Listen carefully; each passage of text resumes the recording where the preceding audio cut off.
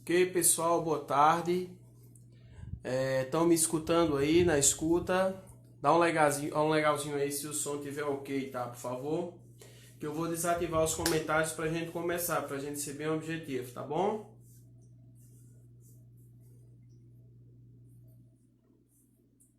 Ok, som ok, né, pessoal? Nada de reclamação. Valeu, vamos começar, tá? Eu vou desativar os comentários. Em seguida eu ativo e vejo se tem alguma dúvida, tá bom? Aí vocês tiram um print aí e tudo mais. Vamos lá.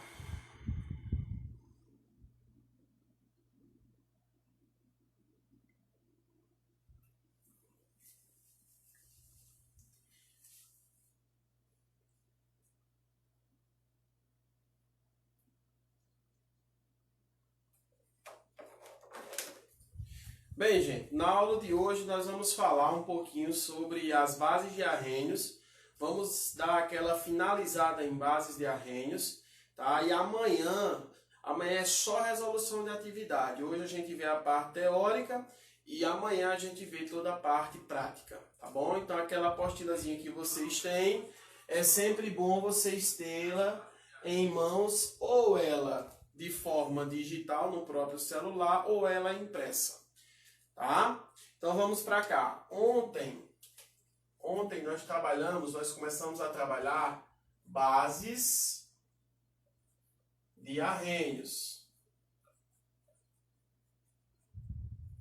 E vimos que as bases de arranhos são compostos que irão sofrer uma dissociação, ou seja, os seus íons vão ser separados, e que essa dissociação ela aconteceria em compostos iônicos. Compostos iônicos. Então, para quem perdeu aí, ó, sempre bom relembrar um pouquinho, tá? Citei o exemplo da soda cáustica, mas agora eu vou colocar aqui o hidróxido de potássio, KOH, que na presença de água, essa base vai se dissociar em K+, mais OH-. Ou seja, os seus íons vão ser o quê? Totalmente separados. Tá? Se a base tiver mais de uma hidroxila no sistema, que foi o caso aqui do hidróxido de cálcio, CaOH2, na presença de água, a gente vai liberar o cálcio, que é o Ca+, e a hidroxila, que é o OH-. Sempre primeiro positivo e em segundo negativo, porque sempre vem o metal primeiro, depois sempre vai vir a hidroxila. Aí você vai pegar esse doisinho aqui, ó, inverter, joga ele para frente da hidroxila e vai jogar ele para cima do cálcio. Tá vendo? E aí você vai ter a dissociação do hidróxido de cálcio no sistema. Tá? A única base que eu disse para vocês que não sofre um processo de dissociação e sim um processo de ionização é o hidróxido de amônio, né? O NH4OH. O NH4OH. Essa base aqui ela vai sofrer um processo de dissociação, ou de ionização, desculpe, que vai formar aqui o NH4+, mais o OH-. Tá? E essa formação aqui, ela é derivada da junção da amônia, que é o representado por NH3, mais a molécula de água. Tá? Então, o hidróxido de amônio, ele vem da formação da amônia propriamente dita, mais a molécula de água. E vai formar os íons que nós chamamos de íon amônio e o íon hidroxila no sistema. Tá claro? Então a gente viu isso ontem. Começamos a classificação também das bases. Vimos que as bases elas podem ser classificadas em monobases, dibases, tribases, tetabases. Se tiver uma hidroxila é monobase, se tiver duas é dibase, se tiver três é tribase e se tiver quatro é tetrabase. Vale lembrar também que aqui não existe exceção. Por exemplo, essa base ela tem duas hidroxilas. Automaticamente ela vai ser uma dibase. Tá? E por ela ter o cálcio, que é da família 2A, fica mais fácil ainda de você determinar a quantidade de hidroxilas. Se ele tem um cálcio que é da 2A, automaticamente ele vai ter 2 hidroxilas. Se pegar, por exemplo, o alumínio é da família 3A. Então eu vou ter quantas hidroxilas na base? 3 hidroxilas. Sempre é necessário, quando você for montar a estrutura de uma base de arrênios, é colocar o parênteses, tá certo? E o número do lado de fora. Sempre é importante você lembrar disso daí. Tá claro? Então, ó, diante da classificação, nós terminamos em classificação ontem, né? A classificação das bases, como eu falei para vocês, podem ser referente a número de hidroxilas e referente à questão também da solubilidade em água. As bases elas podem ser classificadas em solúveis, pouco solúveis e insolúveis. Como é que classificamos a base em solúvel, pouco solúvel e insolúvel? Eu disse para vocês que, em relação à solubilidade de uma base, ó, solubilidade de uma base, ela pode ser solúvel, pouco solúvel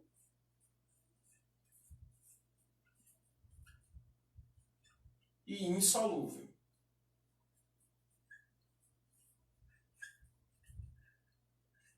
Qual vai ser a diferença? As bases solúveis, elas se caracterizam por ter elementos da família 1A, atenção, ó, família 1A, ligados a OH, tá?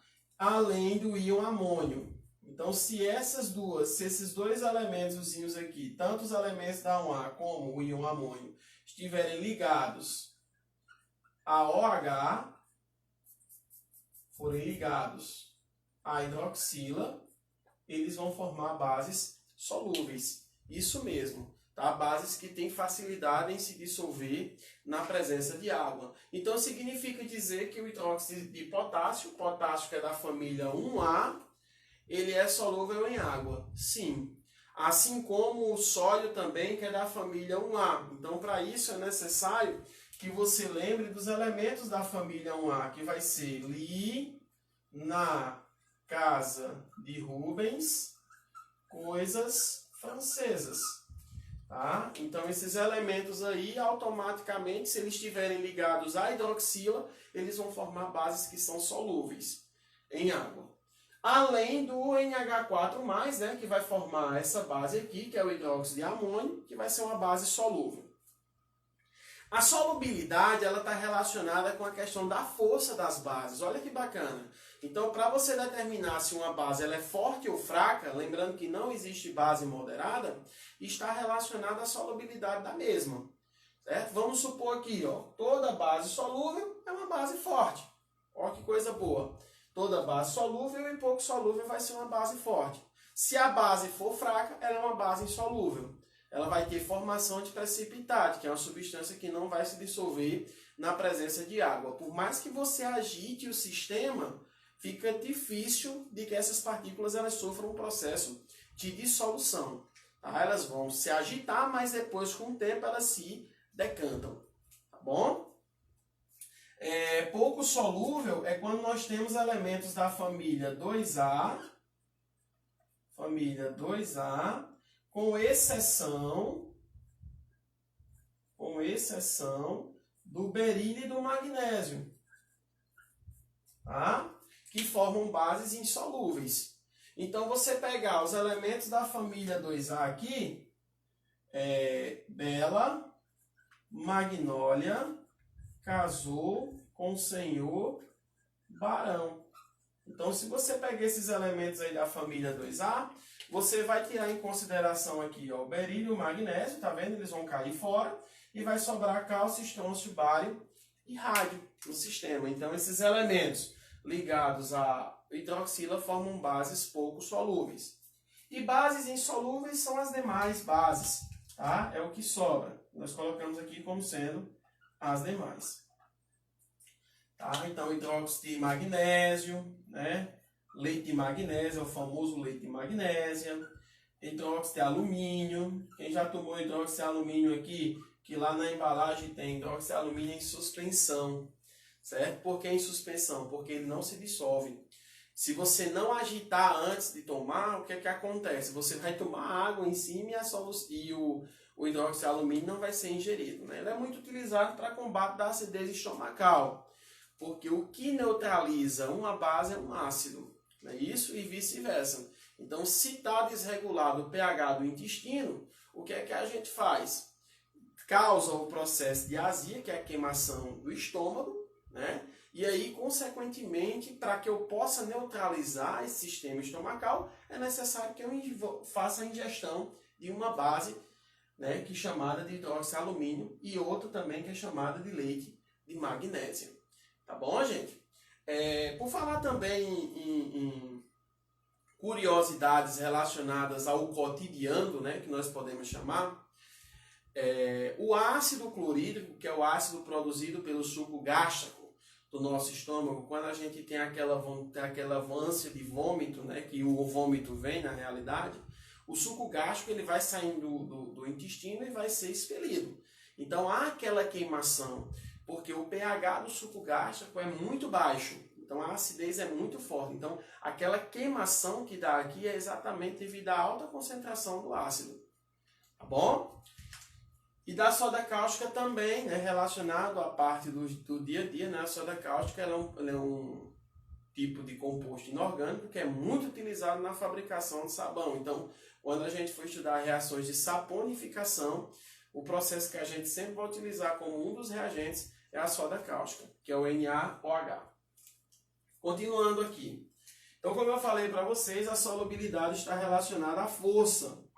Então, a força das bases, ela pode ser uma base forte e pode ser uma base fraca. Não existe, gente, em hipótese alguma, base moderada. Tá? Não existe esse meio termo dentro de bases. Ou a base é forte ou a base é fraca. Tá claro? Então, portanto, aqui você vai ter toda base forte, vão ser bases solúveis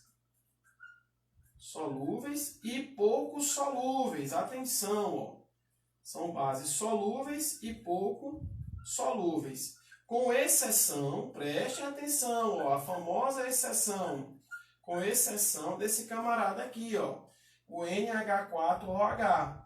O NH4OH é uma base solúvel, porém fraca, tá? Então, fique esperto nessa base. A única base que é volátil é a única base solúvel, aliás, a única base volátil, desculpe, que ela seja solúvel e fraca.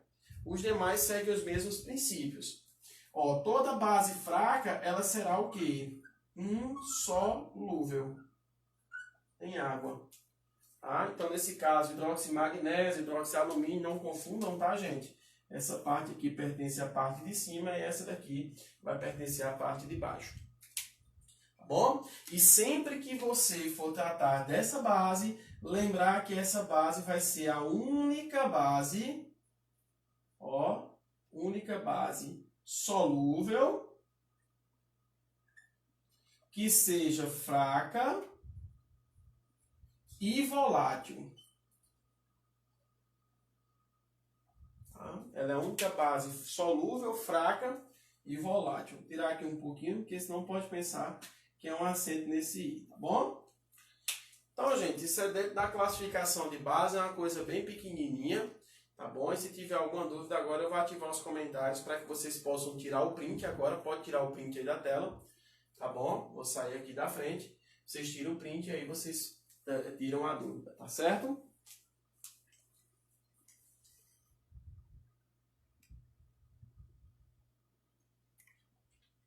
E aí, pessoal, alguma dúvida? Até agora, bacaninha, show de bola. Isso foi mais ou menos um resumo do final da aula anterior, né? Sobre bases de arrênios.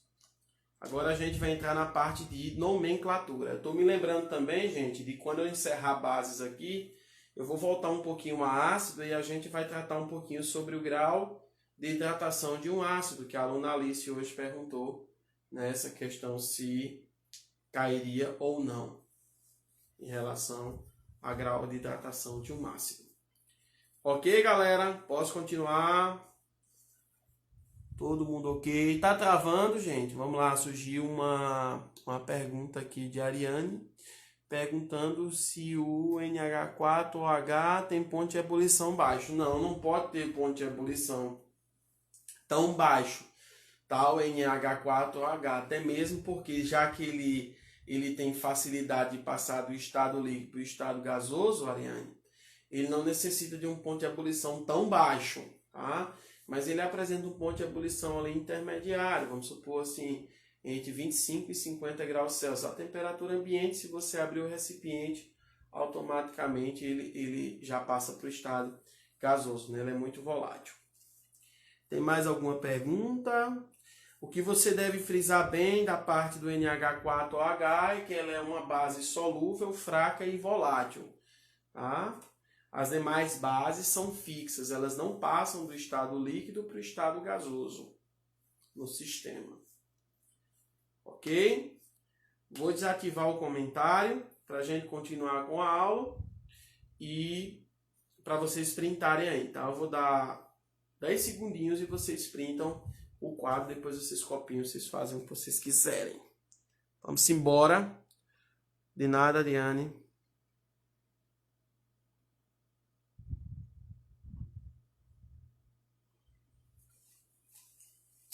Vamos lá. Pronto. 5 segundos. 1, 2, 3, 4, 5. Foi.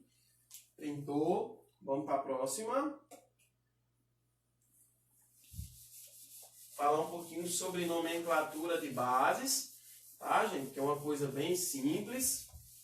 Mais fácil que eu garanto sobre ácidos.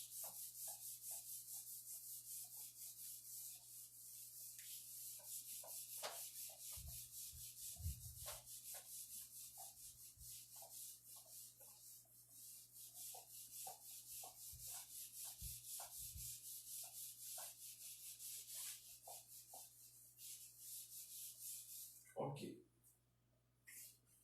Vamos aí na sequência. Nomenclatura das bases.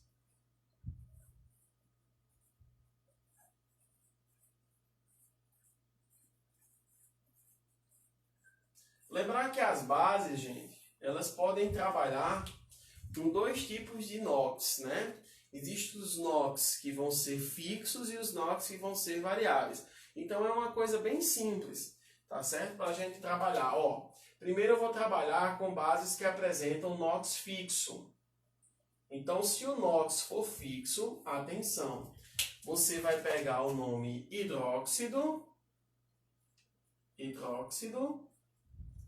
D e o nome do metal. Olha como é fácil, como é simples.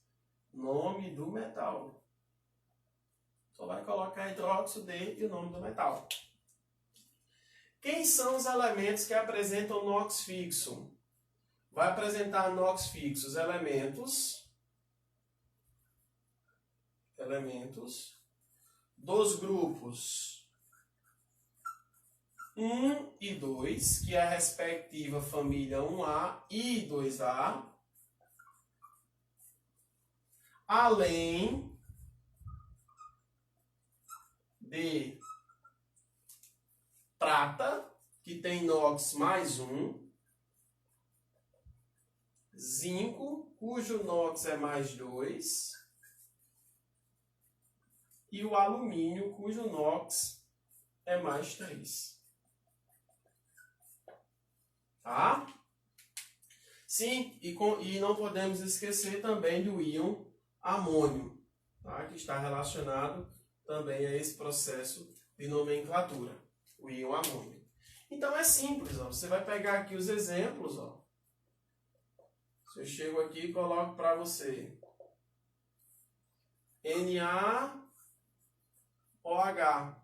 O Na é da família 1A, do grupo 1 da tabela periódica. Então aqui você vai ter hidróxido, D e o nome do elemento. Que elemento é esse, Na? Sódio. Simples, prático, bem objetivo. Tá? O zinco, por sinal, ó, o NOx é mais 2, Então, o zinco ele vai ter duas hidroxilas. Então, ZnOH2. Então, vou formar aqui o que nós chamamos de hidróxido de zinco.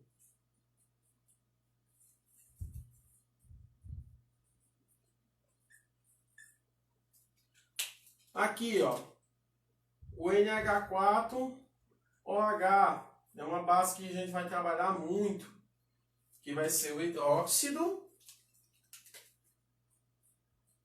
de amônio. Exatamente, amônio. Tá? Não confundam. Amônio é NH4. Amônia é NH3. Porque o aluno ele sempre diz, professor, quando é amônia e quando é amônio. Amônia é NH3 e amônio é NH4. Tá? Aí a gente vem agora para os NOx que são variáveis. Então, quando o NOx for variável, NOx variáveis. Quando o NOx sofrer variação, a gente vai ter que levar em consideração o seguinte ponto. Se o NOx for maior, lá vai a dica, NOx maior, aí você vai utilizar a terminação ICO.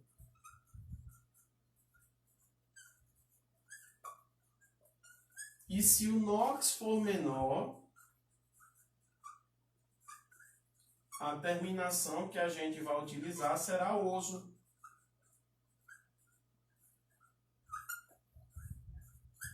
Tá vendo? Então fica simples, né? ICO e oso vocês já estão bem habitualizados nessa parte de ICO ou oso, né? Desde lá da parte de ácidos diarrênicos. Gente, vamos lembrar aqui o que são NOx variáveis. Os NOx variáveis dependem do tipo de elemento. Por exemplo, se eu chego para você aqui e falo cobre. O cobre ele vai ter NOx mais 1 e cobre vai ter NOx mais 2. Se eu encontrar um sistema em que tenha uma hidroxila, a terminação dele vai ser oso. Se eu encontrar um sistema que tenha duas hidroxilas, a terminação dele já vai passar a ser ICO. Porque se o NOx for menor é oso e se o NOx for maior vai ser o quê? ICO. A mesma coisa aqui com o ferro. Ó. O ferro, o NOx pode ser mais 2 e pode ser mais 3. O ouro, o NOx do ouro pode ser mais 1 e pode ser mais 2, mais 3. Do ouro. O estanho, o SN, o NOx do estanho pode ser mais 2 e pode ser mais 4. Tá? O chumbo, também o PB. O PB pode ter NOx mais 2 e pode ter também NOx mais 4. E daí então, você vai percebendo bem direitinho quando vai ser terminação ICO e terminação oso no sistema. Ó, eu vou chegar para você aqui e vou colocar FeOH2. O que subtende-se por isso? Que o ferro, o elemento ferro, ele tem NOx mais 2 e ele tem NOx mais 3. Então, mais 2 é um NOx menor em relação a mais 3. Então, ele vai ter a terminação oso. Então, aqui você iria colocar hidróxido, o ferro, mais a terminação oso, formando o hidróxido ferroso. Ou em alguns livros também vocês podem encontrar da seguinte maneira. Hidróxido, no lugar de ferroso, ele pode colocar de ferro 2. Esse número 2 em algarismo romano, ele representa exatamente o número de oxidação do ferro, que está sofrendo um processo de variação de NOx. Tá? Se eu chego aqui e coloco PbOH4, então ele tem número de oxidação mais 4. Então, mais 4 é maior do que 2. Então, se mais 4 é maior do que 2, então NOx maior, a terminação é ICO. Então, aqui você vai colocar, não vai colocar hidróxido chumbico, pelo amor de Deus, tá? Você vai colocar hidróxido plúmbico, vem do latim, Beleza, gente? Plúmbico. Ou então, você pode optar, no lugar de plúmbico, você pode colocar chumbo 4. Em algarismo romano. Sempre em algarismo romano. Eles não permitem que você coloque numeral. Tá?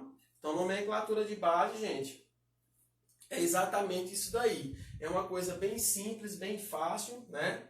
E bem objetiva. Beleza? Vamos às dúvidas sobre bases e arranhos. Vou tirar 5 segundos para que vocês possam tirar o print. E a dúvida no comentário, vamos lá.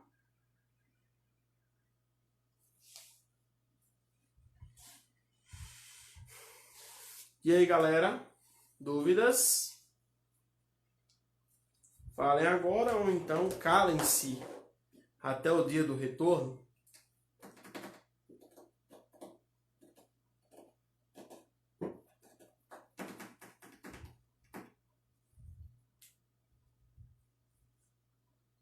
Posso continuar?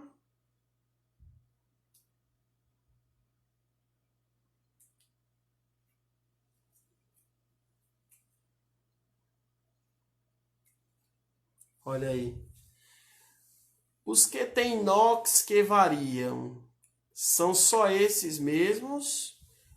Na realidade, Vitória, a maioria tem inox que varia, mas os que mais utilizam são esses daí, tá? Tem um cromo também, que é pouco utilizado, mas você pode encontrar aí dentro das atividades, o cromo. O inox pode ser mais 2 e o inox pode ser mais 3, tá? Mas essa parte de número de oxidação é uma coisa que a gente ainda vai ver no nosso módulo de Físico-Química, é o nosso primeiro assunto. Eu deixei para dar inox exatamente nessa parte de balanceamento, para a gente entender melhor todo o funcionamento, tá bom? De nada. Vamos embora. Deixa eu desativar aqui. Printem. Hoje eu não vou me esquecer, não. Hoje vocês vão printando aí e vocês vão vendo, tá bom? Bem, gente, a aluna Alice, lá da cidade de Souza, me procurou hoje pela tarde perguntando sobre aquela questão de montar, né, um ácido através do seu nome, né? Por exemplo, ácido fosfórico. E a dica que eu dei foi que se tivesse terminação ICO, não sei se vocês lembram da videoaula de ontem, se a terminação for ICO, o que é que a gente vai fazer? A quantidade de oxigênio passa a ser superior à quantidade de hidrogênio. Certo? Foi isso que a gente viu. A quantidade de oxigênio passa a ser superior à quantidade de hidrogênio. Nesse caso aqui, que eu vou falar para vocês um pouquinho, é em relação ao grau, já terminamos base, tá? Grau de hidratação do ácido. Vocês até podem encontrar em livros aí também, dos ácidos, que está relacionado aos prefixos orto, meta e piro. Tá? Os prefixos orto, prefixo meta e prefixo piro.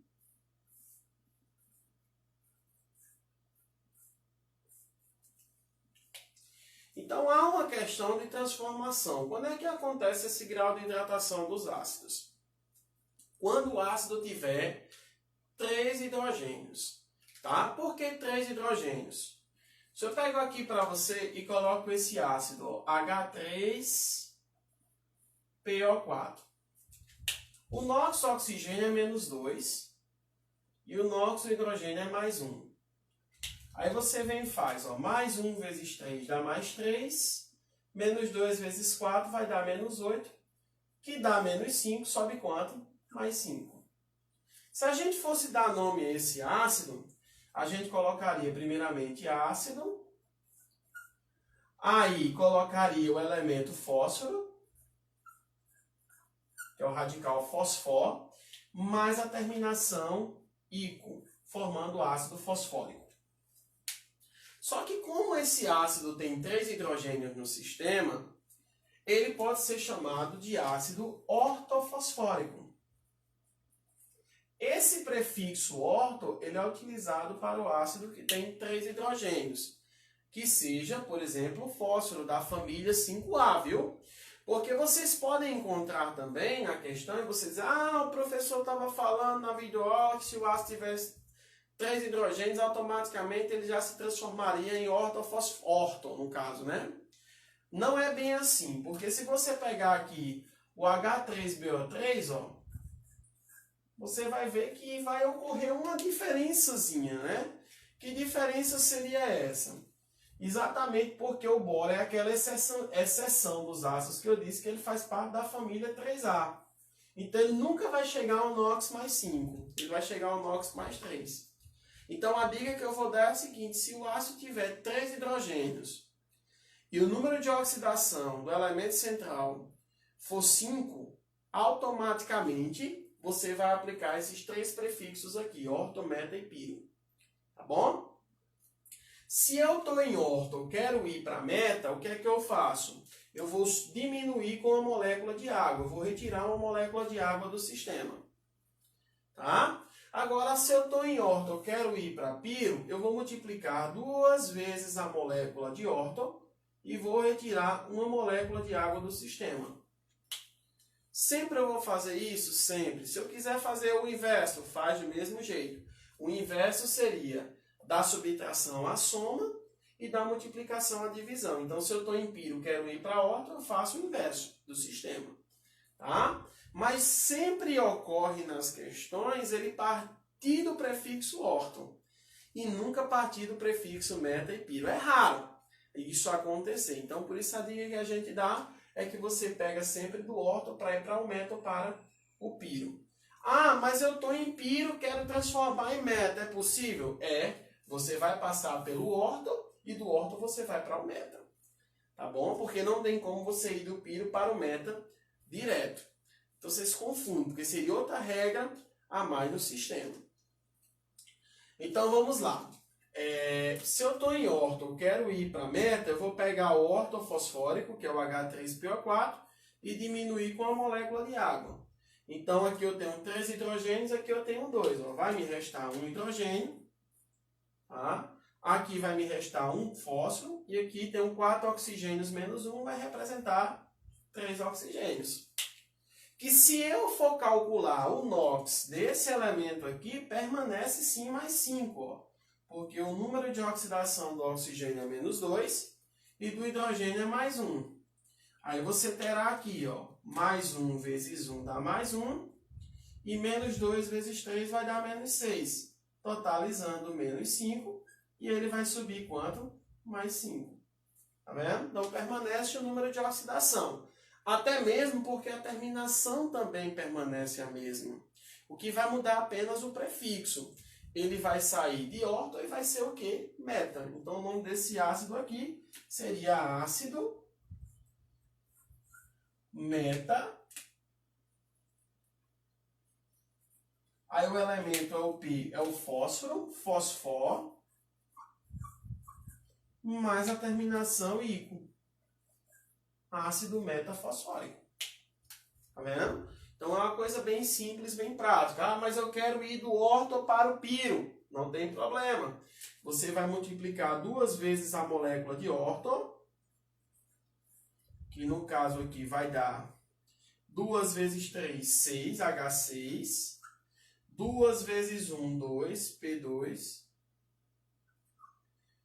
2 vezes 4, 8. E aí você vai diminuir com a molécula de água. Tá vendo?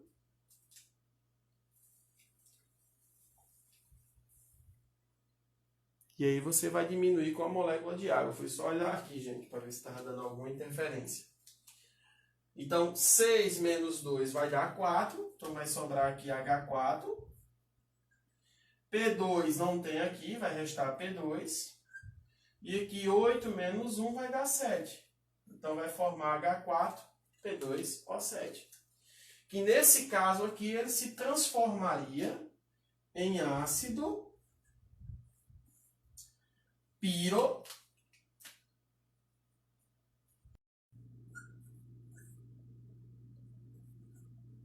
Tá? E lembrando, gente, que aqui o oxigênio, ó, menos 2, o hidrogênio mais 1. Aí aqui você vai ter, ó, mais 1, aqui dá menos 10, não dá? Só que aqui eu vou dividir, ó, porque se de cima para baixo eu estou multiplicando, de baixo para cima eu divido. Então, menos 10 dividido por 2, menos 5. Sobe quanto? Mais 5.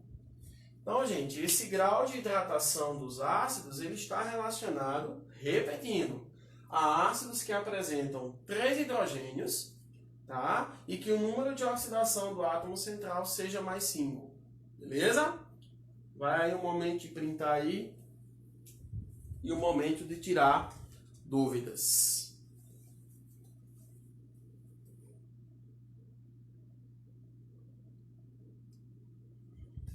Ok, gente, alguma dúvida? Deixa eu só inicializar.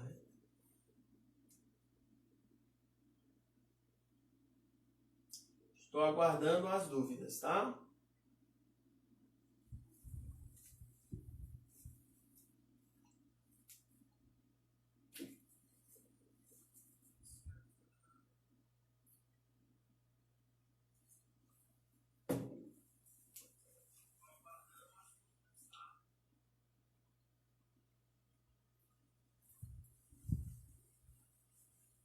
Vamos lá.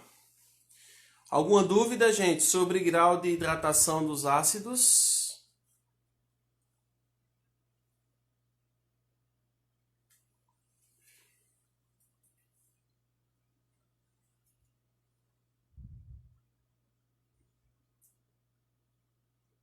Ok. Pronto, vou desativar, tá? O comentário.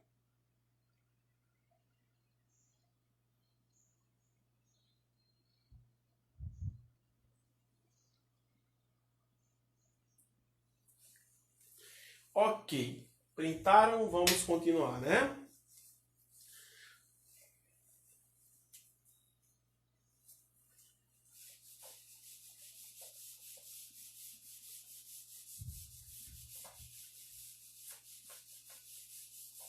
Nós vimos que ácidos diarrênios são espécies que, quando colocado na presença de água, libera o íon cátion H+.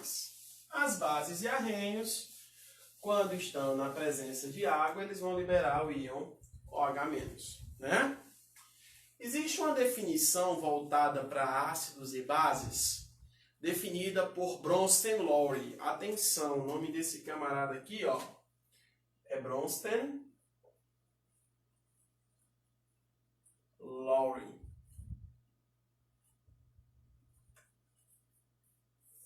Que ele acaba definindo ácido e base pelo que nós chamamos de teoria protônica, ou seja, através dos prótons.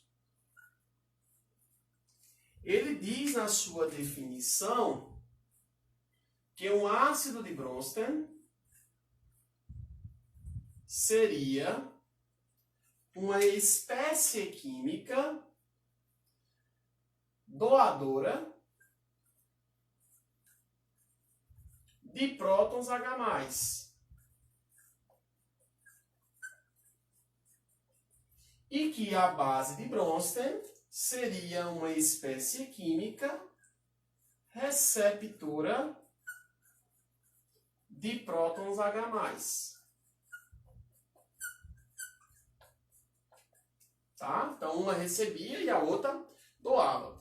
Isso é comprovado experimentalmente quando você pega uma reação HI, vamos pegar aqui HI, mais a molécula de água,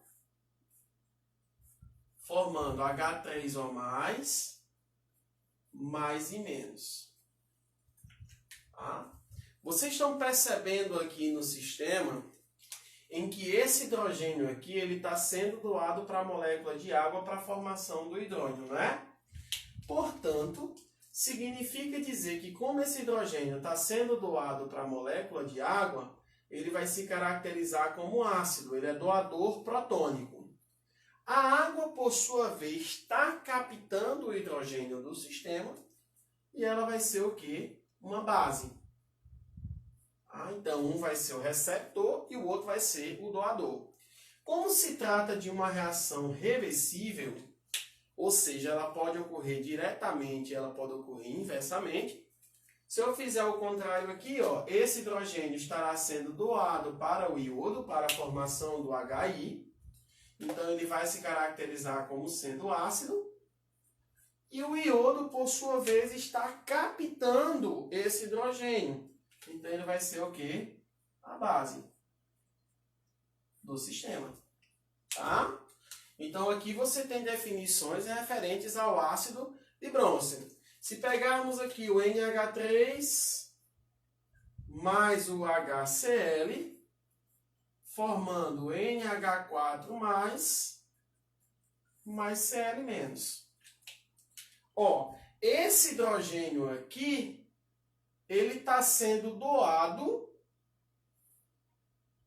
para o NH3. Tá? Como esse hidrogênio está sendo doado para o NH3, por estar recebendo, vai ser uma base. E o HCl, por estar doando o hidrogênio, ele será um ácido. Já se você fizer o contrário, exatamente por conta da reversão da reação, esse hidrogênio daqui, ele vai ser doado para o Cl-, para a formação do HCl, então ele vai se caracterizar como sendo um ácido, e o Cl, por sua vez, está recebendo, ele será o quê? Uma base. Bom, gente?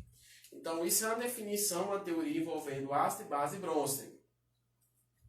Uma outra coisa importante que vocês podem encontrar é o que nós chamamos de pares conjugados. Um par conjugado. Como assim, professor? Um par conjugado. O par conjugado ele é exatamente formado por um ácido e uma base. Só que ele é formado por um ácido e uma base, um ácido de um lado e a base do outro lado. E que tem exatamente a diferença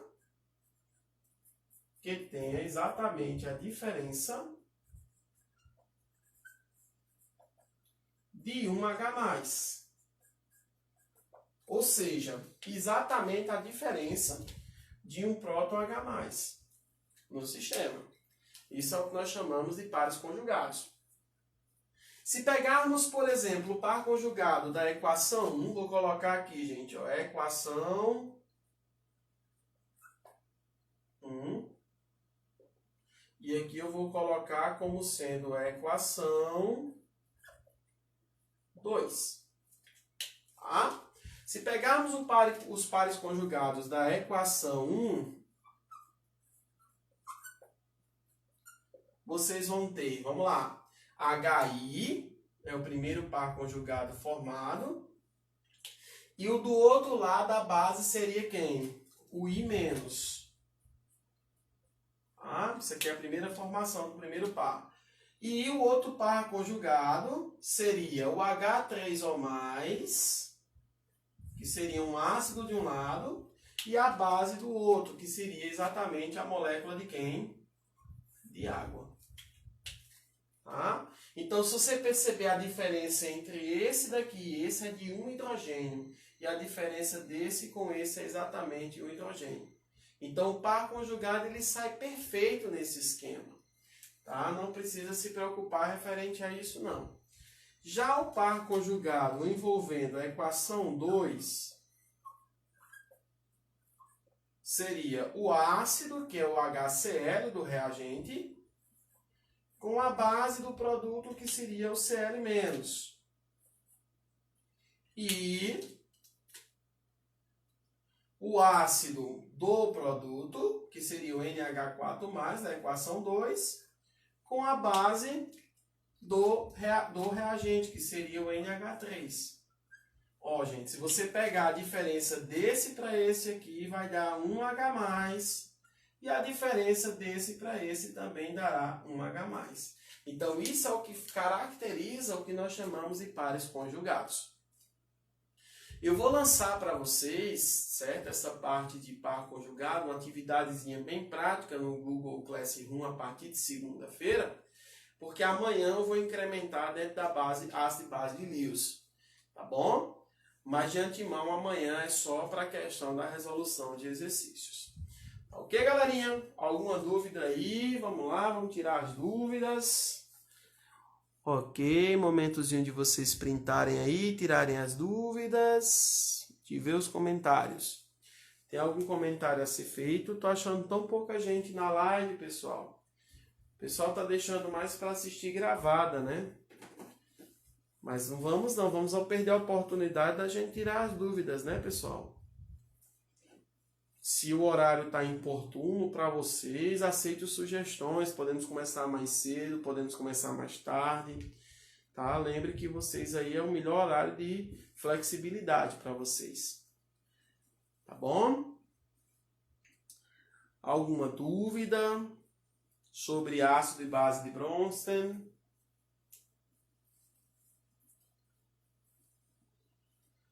Esse é o momento da gente tirar a dúvida.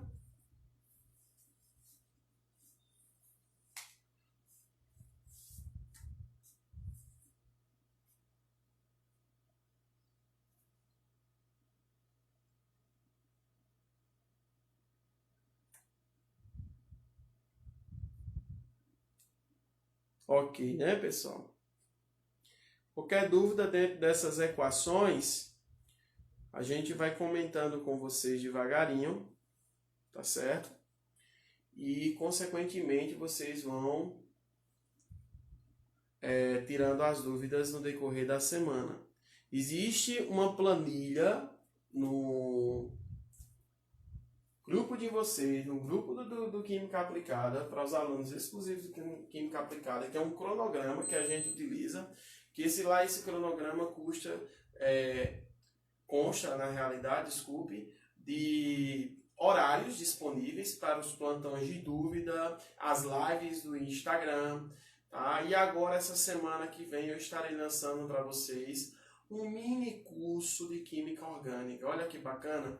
Eu vou fazer um mini curso, esse mini curso vai estar 100% gratuito para vocês. E a gente vai começar a fazer todo o roteiro.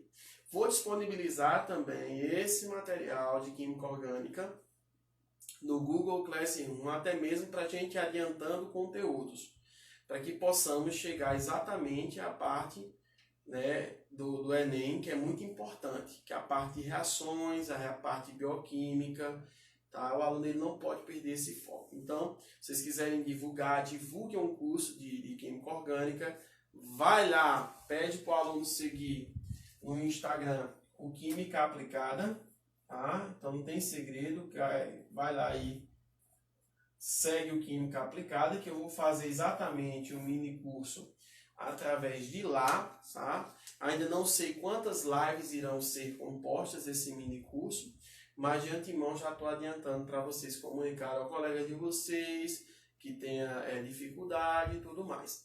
Tá bom, gente? Por mais, eu já encerrei aqui, o conteúdo é esse, tá bom? E agora é só a gente exercitar um pouquinho. Fica faltando Lewis, mas Lewis não é agora que a gente deve comentar, é mais na parte de reações orgânicas, tá? Bronsted a gente tem que comentar aqui mesmo. Bom, desde já, boa noite. Agradeço a presença de todos nessa live, tá? Fiquem com Deus e amanhã não esqueçam que nós teremos live, tá, gente? Amanhã nós teremos a live a partir das 17 horas, nesse mesmo horário.